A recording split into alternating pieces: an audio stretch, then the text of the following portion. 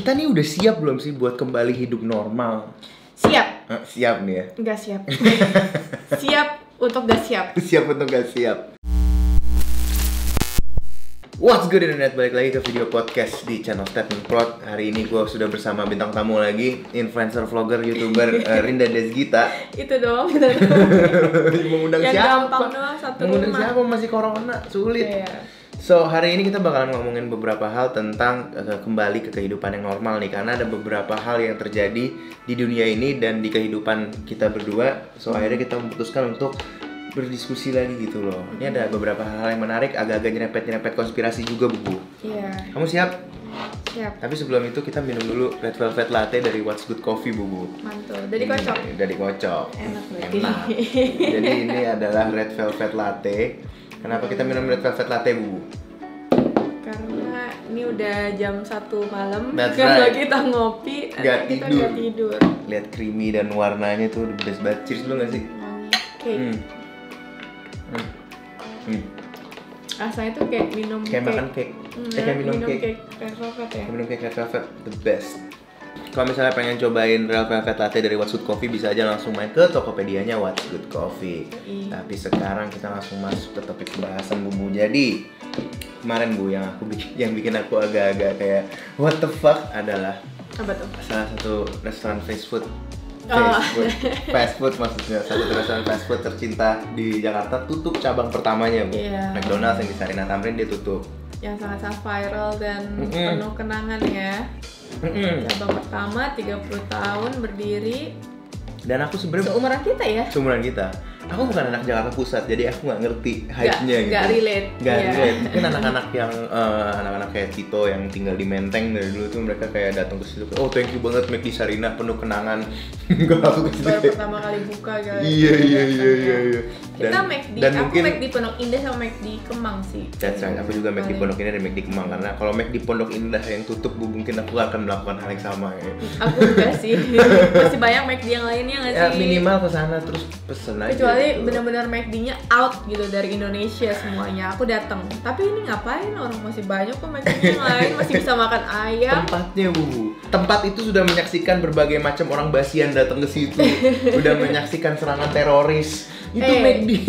Legend, Bu. Hey, Apa? tempatnya masih ada di situ. Sarinah akan dibangun lebih bagus lagi Tapi gitu kan loh. bukan McD lagi. Ya McD-nya aja yang nggak mau nyewa di situ mungkin karena mau Sarinah kan BUMN kan, mereka mau branding dan mungkin McD nggak masuk. Enggak masuk. Karena kan memang McD sekarang itu bisnisnya juga bukan fast food kan. Real estate, Coba ya? lihat sekarang McD di mall ada nggak? Nol. Karena Nol. bisnis mereka balik lagi ke bisnis core-nya yaitu real estate lah. Aset. So essentially bisnis McDonald's itu mereka menaikkan value perusahaannya dengan beli-beli tanah gitu loh.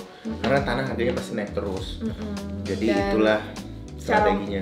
menggunakan tanahnya supaya bermanfaat ya dia jual makanan gitu, Yep. jual McD kayak gitu. Jadi nggak Makanya- cuma ditahan doang. Iya makanya kan kayak di Kemang itu Buset. lokasinya bagus Buset. banget kan. McD terbaik itu. Patokan orang pasti dari sebelah mananya McD Kemang. Iya makanya. Terus di Pondok Indah juga. So- Kalau Sarinah kan masih nyewa, nggak sama gedung. Balik lagi ke topik kita, Bu. Sebenarnya yang pengen kita bahas bukan McD-nya tutup. Tapi adalah orang-orang yang berkerumun ya kan menyaksikan McD tutup di tengah PSBB. PSBB itu. Jadi orang kan ramai-ramai ngumpul kan. Di satu sisi aku bukan orang-orang kemarin pada kayak ini apa-apaan nih lagi tengah pandemi gini social distancing PSBB, Bu, malah berkerumun. Aku tuh lebih kayak what the fuck, lu pada ngapain restoran fast food lu farewellin Di tengah PSBB kan berarti ngebela-belain dirinya ya Iya. corona atau nggak instastory kan. Iya. Jadi daripada gak ada konten McD ditutup, gue mendingan ngambil resiko kena corona. Ini iya. orang-orang pemberani. Itu juga salah satu sentimen yang aku kayak orang-orang tuh sekarang udah mulai nggak takut. Iya betul. Kenapa orang-orang mulai pada nggak takut? Karena Iya. mereka ngelihatnya Kepotong. Kenapa? Iya, enggak. Karena 20%-nya beli jaring. Jadi orang semakin brave. Iya nggak sih? Nggak tahu. Gue belum ngobrol sama orangnya. Kan konspirasi kan Iya. sedikit banyak membuat orang jadi punya perspektif yang baru kan. Jadi kayak ya udah Tapi gitu aja gitu. ya mungkin karena memang ada beberapa argumen sih, ada beberapa argumen mungkin memang karena lockdownnya berhasil, social distancingnya berhasil, jadi kita berhasil menekan angka penularannya. Itu satu. Tapi yang kedua juga nih Bu, dari yang teman-teman aku ngobrol, keluarga-keluarga kita juga kita ngobrol, itu hampir nggak ada yang kayak oh iya kena corona tuh keluarga gua gitu loh. Ada sih 1-2, tapi itu juga nggak meninggal dan asymptomatic kan. Aku 2 orang sih. 2 orang, yang satu yang di bed di luar Pulau Jawa itu. Yang satu yang lagi asrama polisi perwira, tapi itu nggak positif ya. Jadi temennya ada yang positif. Oh dianya akhirnya. Oh ya dia di rapid test positif. Oke. Banyak banget yang positif, pokoknya hampir semua muridnya positif. Nah kemudian di swab test negatif. Oh itu juga mungkin konspirasi tuh rapid testnya tuh. Nah itu makanya. Sengaja rapid testnya dibikin supaya positif biar orang. Sorry. Aku nggak tahu dia di swab test apa nggak. Pokoknya di rapid positif, habis itu di karantina mandiri kan. Dan itu masih dimasukin ke ODP. Masih dimasukin ODP. Nah kemudian di karantina, tapi dia tidak ada gejala sakit sedikit pun. Iya itu dia sama sekali nggak ada, dan batuk-batuk nggak ada, dan disinyalir sebenarnya orang-orang yang di sana kan pelatihannya kan keras kan. Nah sebelum itu habis kayak pelatihan sungai gitu, habis itu banyak yang tepar, imunnya turun. Nah aku pernah dengar si swab test si rapid test itu memang kalau imunnya turun pasti dia positif. Makanya bisa positif banyak banget. Dia ngecek ininya kali, jumlah imun di dalam badannya kali. Nah iya, makanya nggak akurat itu rapid test. So itu dia, jadi orang-orang pada mulai nggak takut karena kita berdua masih suka keluar rumah untuk ini kan, belanja kan seminggu sekali lah ya. Dan itu kalau waktu awal-awal PSBB dimulai, pokoknya awal-awal Corona City mulai kita saling social distancing, itu sepi banget jalanan. Iya. Sepi banget, bener-bener nggak ada orang. Tapi sekarang udah mulai rame lagi. Dan kita juga kalau sore-sore kan waktu awal Corona, wah indahnya ya langit, cerahnya, awan di mana-mana. Sekarang udah mulai polusi lagi Bu. Aku rasa orang-orang udah pada keluar semua. Iya, nggak usah jauh-jauh deh. Dulu hand sanitizer kan mahal banget kan, masker mahal banget. Sekarang udah murah banget, berarti kan orang demand-nya turun kan.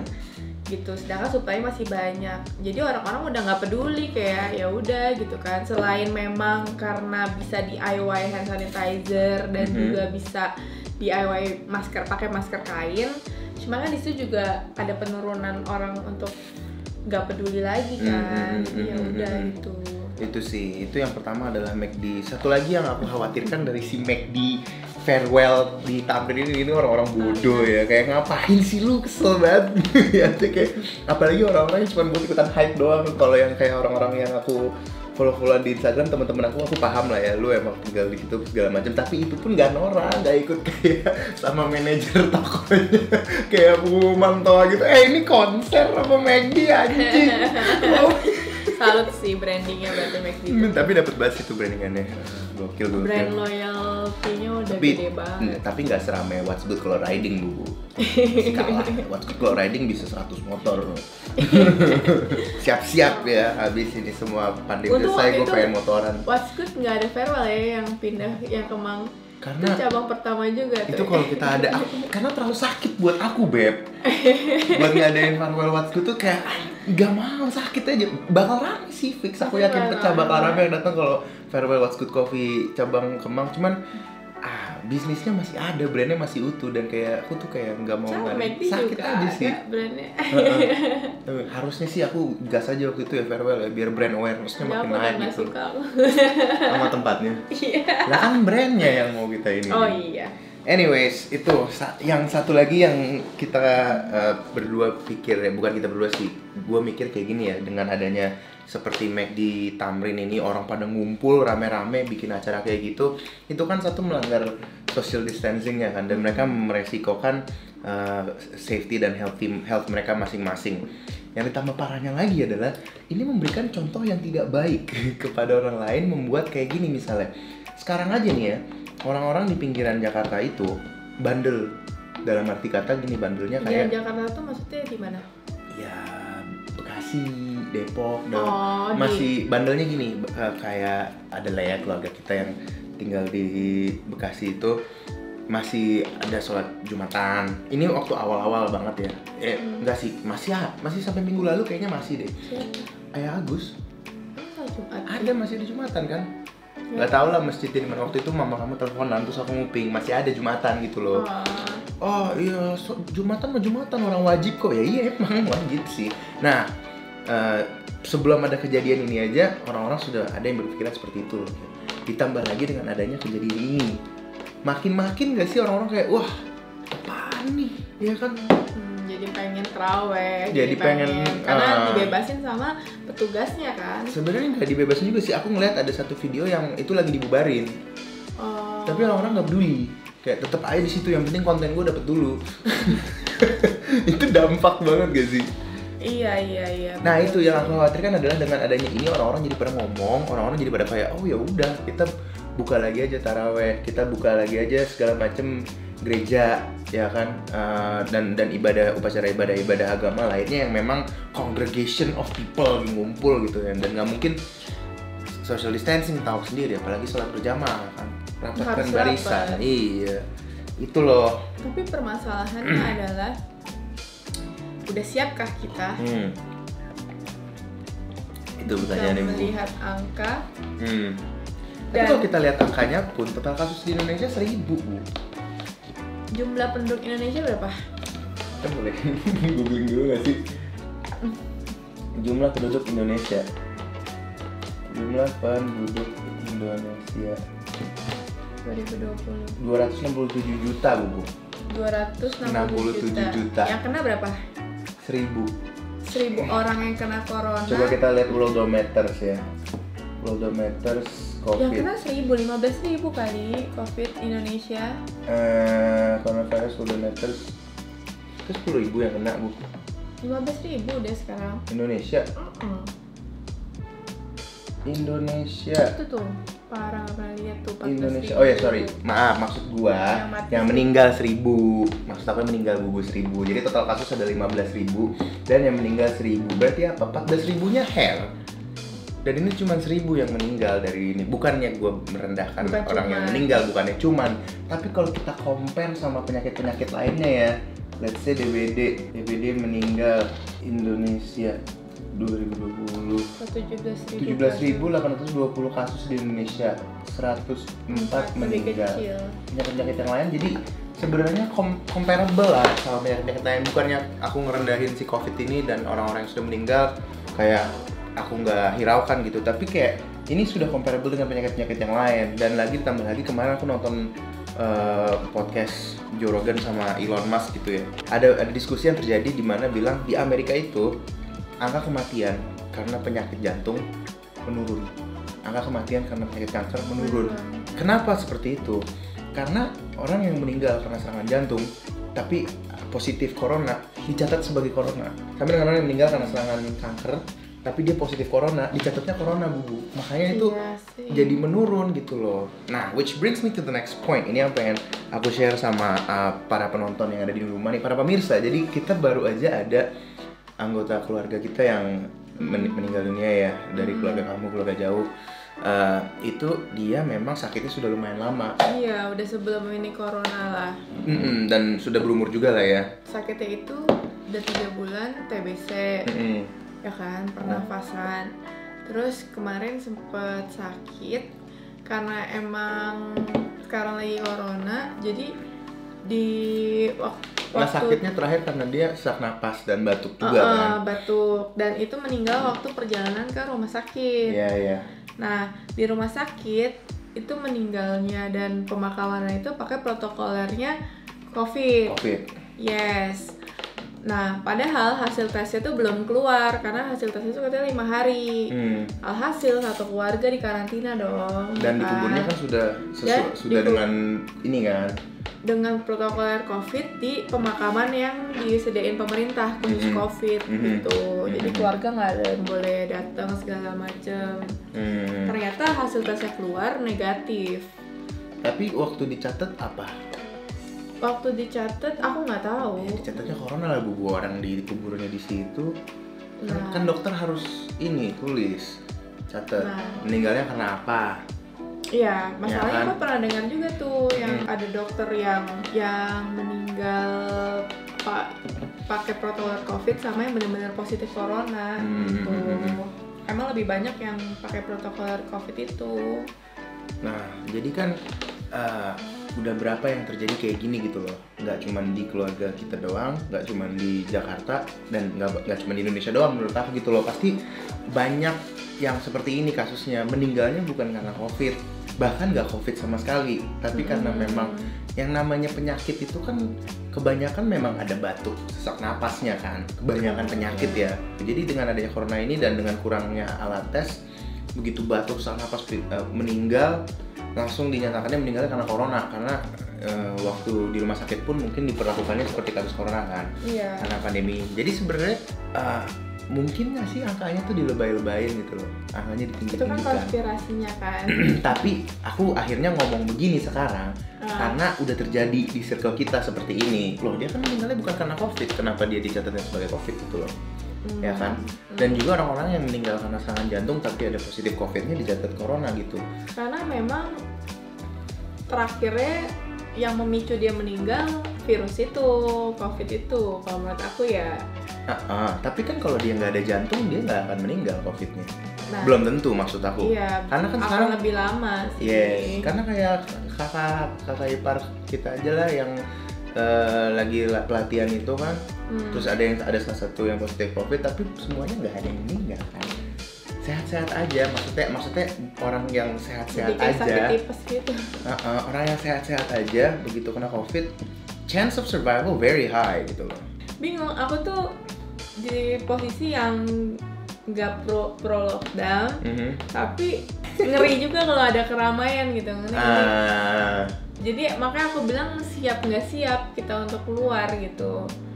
The global elites got to you. Global elites sudah berhasil membrainwash kamu. Yang mana? Jadi kamu takut sama orang, takut kerumunan. Tapi kamu nggak bahas McD, kamu nyalahin orang ngumpul. I'm just kidding. Yang aku mau bukan seperti itu, kita mencoba kembali lagi hidup normalnya. Yang aku mau adalah kita mencoba lagi kembali hidup normal ya. Kita mulai lagi keluar rumah. Siapa yang bisa keluar rumah yang sehat? Orang-orang yang imunnya bagus. Dari mana kita tahu? Ya kita lihat aja. Kalau dia suruh naik tangga 3 lantai udah sesek napas, ya itu jangan suruh keluar rumah. Itu suruh di rumah tuh. Ya kalau udah punya penyakit bawaan ya jaga-jaga dulu. Jadi nih, kita nih yang sehat-sehat, badannya sehat-sehat, jadi uji coba aja dulu, lu keluar rumah aja dulu semua ya kan, terus kita lihat nih bertambah nggak kasusnya, kalaupun bertambah separah apa, apakah masih bisa ditolerir, karena memang virusnya ada, virusnya bukan konspirasi, virusnya ini memang beneran ada, cuman separah apa virusnya, ya kan? Katanya kita tuh mesti tes lagi kan. Exactly. Dan jadi, sampai kapan kita dikurung kayak gini? Exactly. Kitanya kuat sampai kapan dari segi pertama yang paling jelas adalah ekonominya kayak gimana. Karena kalau ekonominya kita fucked up, ya nanti juga kedepannya, kan aku udah pernah bilang. Matinya dengan yang lain. Matinya dengan yang lain. Corona. Karena ini, this is so bad to the point that kalau misalnya kita sekarang bankrupt nih, amit-amit ya, kita bankrupt segala macem, terus kita mau jual harta dong pasti kan. Kita punya mobil, siapa yang mau beli mobil? Global kan jadinya. Kita mau jual rumah juga, mau jual dengan harga berapa, orang mau ada yang beli gitu loh. So yang pertama itu ekonominya mesti hidup lagi. Itu udah nggak bisa ditolak. Jangan kayak orang DPR yang minta tolong BI cetak 600 triliun gitu loh. Banyakan nonton Money Heist. Dia pengen niru El Profesor. Teleponan kayak profesor pakai Nokia pisang. Kebanyakan Bella Ciao nih orang-orang DPR ini nih. Enggak, kalau menurut aku solusinya adalah kita mesti keluarin yang sehat-sehat. Dari mana kita taunya? Ya kita screening aja gitu loh. Kita polisi tetap akan pantau kan. Polisi tetap akan pantau kerumunan, kita lihat sehat atau enggaknya gimana. Dan tetap juga jalanin yang sekarang kita jalanin, tetap pakai masker, tetap di semua pintu masuk dicek temperaturnya. Tapi tetap kita harus udah mulai gitu loh. Dan kita pantau juga nih kalau misalnya ada yang overweight, ada yang memang udah penyakit bawaan, ada yang udah terlalu tua, lu jangan keluar rumah dulu bro. Dan di rumah pun kalau misalnya yang masih tinggal sama orang tuanya yang sudah berumur segala macem, lu pisah dulu di dalam rumahnya, tapi lu harus keluar, harus kerja. Kenapa? Karena kerja tuh bukan cuma buat cari duit doang. Masuk ke poin aku yang kedua, kerja tuh for a lot of people, especially you, itu lebih ke kesehatan mental. I think people need to work to function, biar tetap sehat akalnya gitu loh. Karena aku ngeliat juga di Instagram sekarang banyakan orang udah mulai alik bubu. Yang tadinya nggak main TikTok, ya kan? Yang tadinya nggak pernah selfie gitu. Jadi kayaknya apaan, orang-orang udah pada gila. Ini harus menjalani new normal. I'm proposing kita mulai aja dipercepat gitu loh. Memang sekarang udah dibuka-bukain. Kita udah buka-bukain, mulai ada bergelombang-gelombang kan bukanya. What I'm proposing, udah jebret aja, buka aja semuanya. Tapi kita pilih yang keluar, yang boleh keluar siapa dulu gitu loh. Jadi di screening. Gue balik lagi yang udah gue bilang tadi, jalani seperti biasa, masker tetap, cek temperatur tetap, tapi ditambah lagi dengan ada polisi yang ngeliatin orang-orang nih, kalau misalnya lansia, terlalu tua, atau kelihatan gak sehat, atau overweight, suruh pulang. Karena ini juga kemarin ada yang ngomong ke aku, Bu, ada penyakit psikisnya namanya apaston gitu loh. Mungkin teman-teman ada yang tahu, bisa komen di bawah. Jadi kayak misalnya orang ini masih muda, ada kasusnya terjadi, cuma nggak disebutin namanya, jadi nggak tahu aku. Orangnya masih muda, orangnya relatif sehat, olahraga teratur, orang kaya juga, orang berada, bisa lah dia bayar rumah sakit. Tapi dia meninggal. Kenapa dia meninggal? Jadi karena ketika dia positif COVID, dia positif corona, dia masuk rumah sakit rujukan. Dia nggak biasa masuk rumah sakit rujukan, nggak biasa. Sekamar bersepuluh. Exactly. Nggak biasa diperlakukan seperti itu, ya kan? Dan kemudian pas dia sakit juga, dia dikarantina, nggak bisa dikunjungin siapa-siapa. Jadi marah, stres, kesel, emosi segala macam itu sebenarnya. Jadi katanya ini ada trik-triknya juga di situ. Jadi orang-orang yang healthy, yang relatively healthy, dia olahraga, he takes care of himself, tak bahagia, kalaupun dia kena dia positif, dia nggak terlalu distressin, you're gonna be fine. Malah imun ya? Iya, karena nggak usah sakit pun stres bisa sakit, Bu. Iya, betul. Jadi itu yang gue propose, ya kan? Menurut kalian kayak gimana? Podcast kali ini cuma pengen ngajak kalian diskusi, apakah kita udah siap untuk keluar lagi gitu loh. Apakah kalian punya solusi yang lebih baik tentang bagaimana kita memulai hidup kita kembali, Bu? Perlahan ya. Karena aku udah capek, Bu, kayak gini. Kerjaan aku mundur semua, Bu. Aduh. Kalau aku capek ngelihat rekening doang. Stres kan? Di bulan depan kayak mana nih? Perusahaan mesti bayar-bayar karena ya gimana, salesnya turun. Sedangkan masih banyak karyawan mesti gaji. Yep. We're not trying to be heartless. We do care about people, but we can't keep doing this. Kita nggak bisa terus-terusan kayak gini. Dan kita mungkin nggak cuma hanya kita sih, pasti banyak juga yang suffer secara ekonomi, secara psikis. Psikisnya sih yang bahaya sih. Tapi juga tidak mengecilkan korban-korban. Exactly. Deep condolences for korban-korban ya. We're not trying to undermine that. Kita lebih kayak ke we can't keep doing this. We need to do something gitu loh. Sedih aja kalau terus-terusan kayak gini. Lagian kan ini kan jatuhnya jadi kayak bencana kan si COVID, dan semua ditanggung pemerintah kan. Even insurance kan jadi nggak ngeluarin apa-apa juga kalau sakit. Dan kemarin pun yang saudara aku itu ada yang meninggal itu kan satu rumah di karantina. Itu sembako pemerintah semua datang. Bayangin berapa ribu kepala gitu kan yang di ini sama pemerintah gitu. Yep. Dan jadinya ya jatuhnya negara bakal utang lagi. Exactly. Elit global lagi. IMF lagi. Iya. So this is bad. We need to hustle. Kayaknya segitu aja ya. That's we've said what we need to set. Itulah poin-poin kita, menurut kita seperti itu.